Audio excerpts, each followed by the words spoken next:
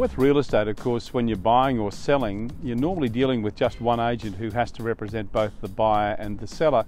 Now, this can sometimes cause some conflict. So what we're seeing now more is the emergence of the buyer's agent. So what does a buyer's agent do? Megan Hetherington is from Property Pursuit. Megan, what does a buyer's agent do? Kevin, I think you hit on a really important point, and that is that sometimes if the selling agent is representing both sides, there is a bit of a conflict for them. The important thing for people to remember is that the selling agent represents the seller. Their job is to get the highest price.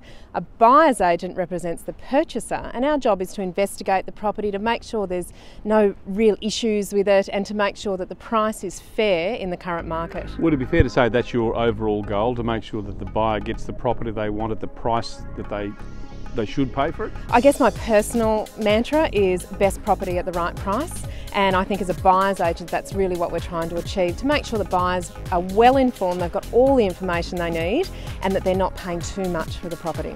So does that mean that there's a bit of conflict between you and what is a traditional agent, someone who may be representing the seller? I think there was early in the piece, and I've been doing this for 7 years, so we've established really good relationships with agents.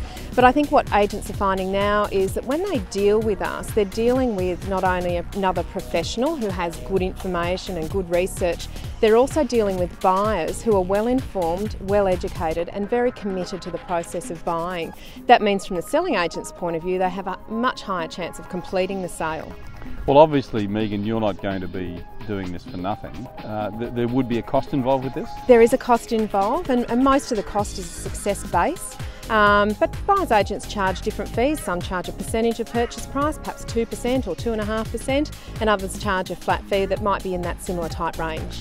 So Megan, is your role to find the property only, or do you negotiate as well? Look, we can do as much or as little as the buyer wants, but certainly we get the best outcome when we are given the whole brief and we go to market to find the best property that's going to suit that client's needs, investigate all the aspects of the property and then negotiate the purchase, manage it all the way through till settlement, and of course for investors we can manage the property for them as well. So Megan, for someone starting out wanting to buy a property, where should they start? Should they sit down and write down all the do's and all the things they really want and they don't want? Yeah, I think that can be a little bit of a misleading thing to do. I think they really need to start by going and visiting some houses that are in their price range in different areas so that they can get a feel for what their money will buy them in various areas.